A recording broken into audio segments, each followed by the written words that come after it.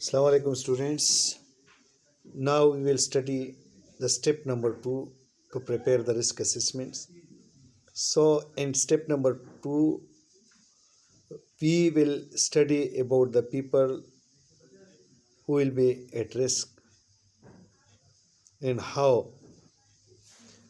The people who will be at risk, these may be workers or operatives, maintenance staffs, cleaners, contractors, visitors, member of the public, even trespasser.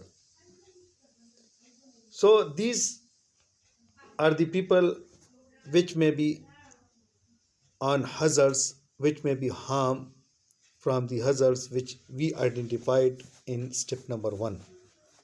Okay, so when we will prepare the risk assessment, we need to identify those people who can be harmed from the hazards, and for the place for where we are preparing the risk assessment.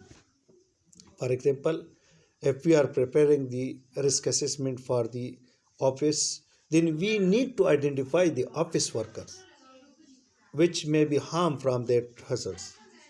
If we are preparing the risk assessment from the workshop, we need to identify those people who are affecting from these hazards in the workshop.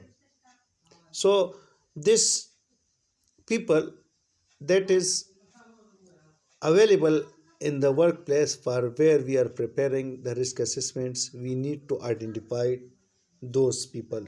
Okay, trespasser are those people who are passing on the way, that may be also affected from the hazards. Then vulnerable groups are individuals, some people that are very near to risk, or they are very sensitive to risk.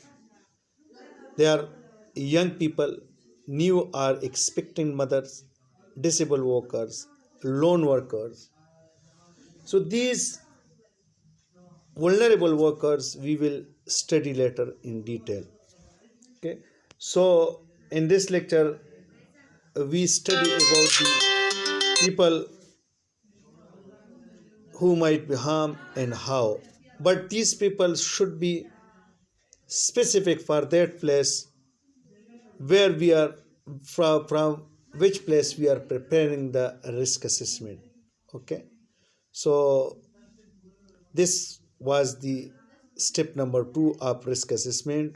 Identify the people who might be harmed from the hazards. So in the next lecture we will study step number 3. Okay.